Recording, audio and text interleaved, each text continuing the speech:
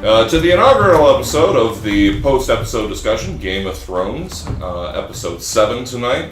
Lots of exciting things happen tonight, so let's just jump right into it. Rhinus, biggest holy shit moment. What's your talking point?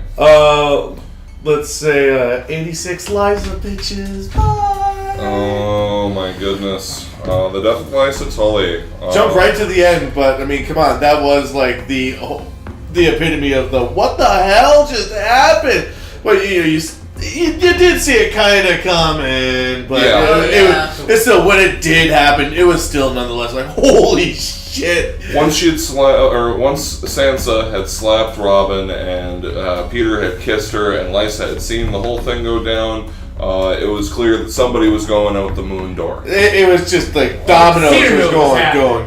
Peter knew that Lysa was watching. He planned the whole thing. Think so? Oh yeah. Of course. Orchestrated from the beginning. Oh, what doesn't Peter Baelish have happen to him that he didn't know was going to happen? Cold-hearted son of a bitch, too. The only woman I ever loved is your sister.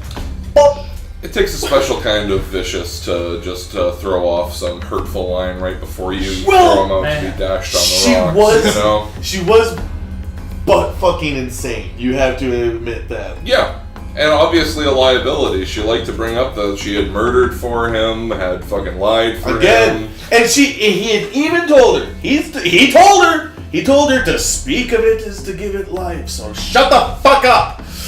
And I mean, she was literally threatening and trying to kill the one person he cares about, the daughter of Catelyn Stark, the daughter of the only woman he loved, and heir to Winterfell. Like, pretty important hostage, especially to him, that she was holding over the moon door. Of course he was just like, no, this ain't gonna work out. You sit down. Bye. Bye. See you later. Bye. Just flip it, stick it, and see you later. Bye. I think you pointed out before we started recording that now Peter Baelish has secured the most secure castle, the best place to hold up. It's never been impregnated. No. 3 abreast. Right down that valley there. Arrows and kids raining down on them. Hey, speaking of that, the going from, she's never been impregnated. The classic line of "Give me a pair of climbing spikes and I'll impregnate the bitch." Mm-hmm. Bye, Bronn. That was another kind of what the hell happened here moment. Bronn walks in with fucking got the whole monkey suit on and like, I got a bitch, got money, see ya. Been spending time with fancy folks.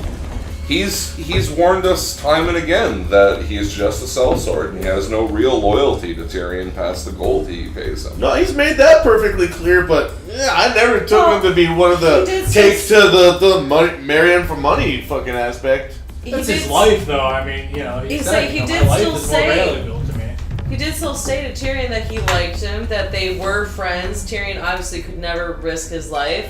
And all of Tyrion's money is coming from the same place that Cersei's money is coming from. He did even hold, And he did say how he's like, yeah, I could try to fight the mountain, but you know what? I probably won't. Scared. He probably could. Like, he's too scared to fight the mountain. I would do it. And it's like he said, why would I not be scared? It's like it's the goddamn mountain, okay? And he gave Tyrion the fair chance. He's like, you ever said somebody to sell you out? I'll double it. Well, here's your chance. Are you going to double what I'm getting out of your sisters? I'm short on castles right now. Take off your clothes. I think Dany's finally started to come off of her goddamn power trip. I mean, she got some dick and she got some good advice in this episode, and she's, kind of pulling off the warpath, I think. Oh, there's one of the big ones. Listen, this is the danger zone. You guys remember before the season started, there was the trailers where she was saying, they can live in my new world or they can die in theirs. That's a villain thing. That is a thing that villains say exclusively. She is going down a dark path. This guy's wrong. She is going down a bloody, brutal path. Why should anyone trust me? Show of hands at the table. Is that or not a villain thing? Is Trevor right? Villain? Is it villainy hands? It's definitely villainous. It's a villain thing. Yeah. All right. What do you guys think? You guys put it in the comments. Am I right or is the rest of everybody wrong? Right, and I'm just I'm just crazy. That's not a villain thing. Obviously, it's a villain She's thing. not really a villain. She's just on power trip, No one's saying that she is a villain. I'm just saying she's doing a villain thing now. It's definitely and that's a for a bad good sign. cause, That's though. a bad sign. Like, she's trying to stop slavery. She's trying to keep freedom and keep all these other places. She's trying to go back and save them from what they became after she left them. Like, she just wants everyone to live in happiness, but she's destroying with rainbows and ponies. Destroying these people's culture. They do not want this. Well, the people in power do not want this. And yes, the only way to stop it would be to kill them all. So, like, what's that's the good? guaranteed Where's a the plan bad? a plan that's going to work. Let's just round up all the bad people and kill them, and then we won't have any more problems. Oh, It's yeah. always worked, hasn't it? Oh, sure. Well, of course. Okay, so it works, you know. I mean, we got Daenerys Lincoln over here trying to, the bring her a slave and open and, raise up the South as it was, But I think villainy is right out of the spectrum with her. So you're taking it too far. I don't think she intends to be a villain, but it's a slippery slope. She's at least giving them a chance. She's giving them a chance. They can live in my new world, or they can die in their old one. Oberon taking a hi there. Hi there. I'm sorry. I called this. I would be the champion. I called this at the end of last week, and I just when Tyrion called off trial by combat, they cut directly to Oberon. He just had this look in his eye, and it's like, oh, it's gonna be him. Well, they do take advantage of cutting away to different characters during certain scenes. To let you know. It's sort of foreshadowing over it. Yeah, I mean, I think that was the obvious choice. All the players were kind of showcased here, visiting Tyrion. Jaime said, "I can't do it." Bronn said, "I won't do it." And I do like that they set it up too. Mm-hmm. Like the moment that they say, "Oh, your sister has chosen the mountain," well, I was like, Right, yeah, that's the only logical choice there. pretty cut and dry there. Eh? What about what I want? Justice. You got to hang out with Tywin and be like, hey, could you call the mountain into town? I really want to kill that guy. Like, I feel like you owe me that I should kill that guy. Like, that was a thing. They even had a scene where they planned out. So Yep. I think even agrees to make I'm it gonna happen. get the mountain in town to kill my brother. One Of stone course, he there. would step up. Right, and we know that Cersei does her own machinations without any approval or knowledge from her father on the subject. I think that if she had bothered to consult Tywin about picking the mountain, he might have said, maybe not. I don't distrust you because you're a woman. I distrust you because you're not as smart as you think you are. I think it bears mentioning that this is from this point on, there's no reconciliation. Tyrion isn't going to end up back in Tywin's camp at any point. No. It's pretty much over. Anywhere. It was like he said that he fucked the ability to get rid of himself without killing himself and put Jaime on Casterly Rock. That is all his dad's ever wanted. And now he won't have threw it. that to the wind. For all Tyrion technically still has the right to ask Jaime to fight for him. I mean, Jaime already told him no, but Tywin doesn't know that. Mm-hmm. Like, for all he knows, Tyrion could be like, fuck you, Dad, this sucks. Me and bro are gonna die, cause fuck you. Like, that could, for all Tywin knows. None of this could be That This could not be his plan. Boy, oh boy. Could not Alternate do this. universe where that happens, send us some footage, because that would be great. Nothing isn't better or worse than anything. Nothing is just nothing. Okay, so we also got some really great scenes with the Hound and Arya. Oh man!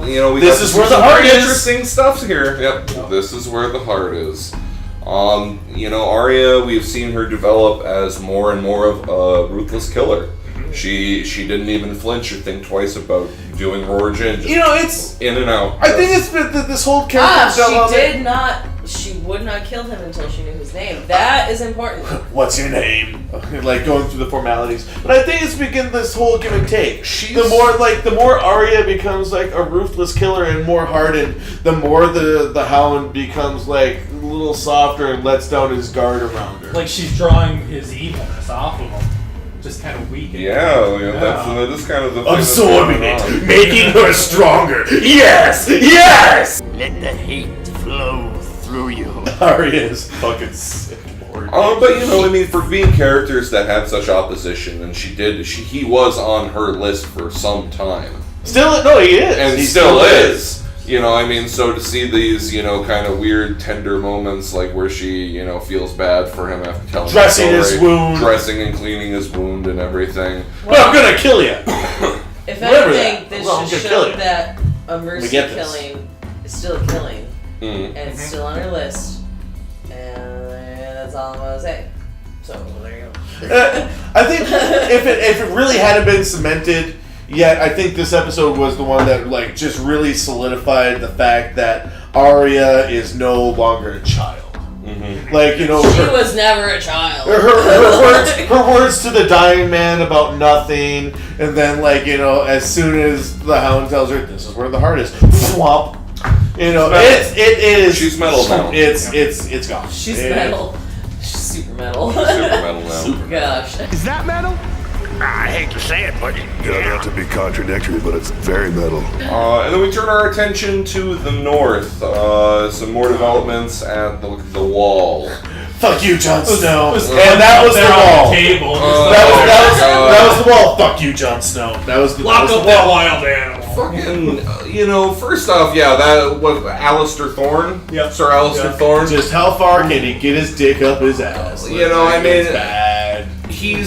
He's so backwards in this point. He totally fails to understand the nature of this threat. It's just spite. Him and Janet Slint are just sitting there fucking politicking. And it's the potential end of the world out there. It's just they're not going to believe it until it's right there fucking in their face. We've been doing it this way forever, and this is the way it's gotta be. He's from the South. He doesn't believe in this magic shit. All he's got is politics. And you ever seen a giant? No. Well, and here's Jon being oh yeah, giants are real, and shit happens, and visions, and winter sure, and stuff. You've seen a giant Jon Snow. Well, let's see what the builder thinks. No. It's I'm sure. If I was trying to say I didn't want to be killed or kicked out of my super boy club because I fucked a girl, I'd say I saw a giant too. There you go. That's all he sees. He sees a bastard son who ran away and then made it back and wanted to tell a funny story, and he's winning all these people over. That's all he sees. At the end of the day, Jon Snow still knows nothing. Okay. You see the Night's Watch as Little Rascals until just now. I nominate Lord Janus. because he hates women. Alright, Caleb, what scene do you expect next week?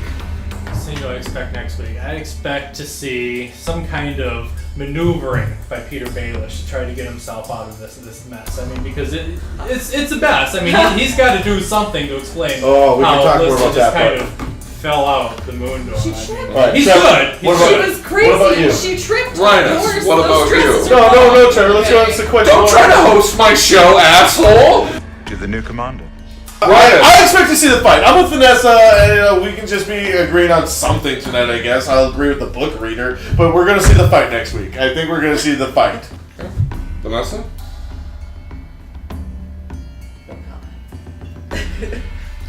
Vanessa, with her secret book knowledge, refuses comment about what to expect next week. Good. Keep your book knowledge to yourself, bookworm. I'm not sitting next to you next time.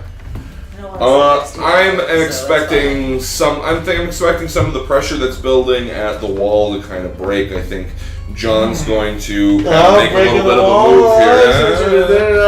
I think Jon's going to make a little bit of a move. I think some people are going to recognize that these other people are too busy politicking to actually prepare for what's coming next. So they don't have a Lord Commander right now. There's an acting Lord Commander. There is no Lord Commander. I am acting commander here, Maester Daemon.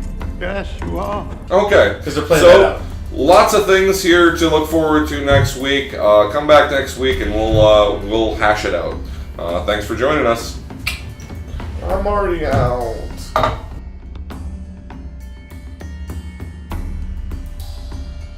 Peanut butter disaster.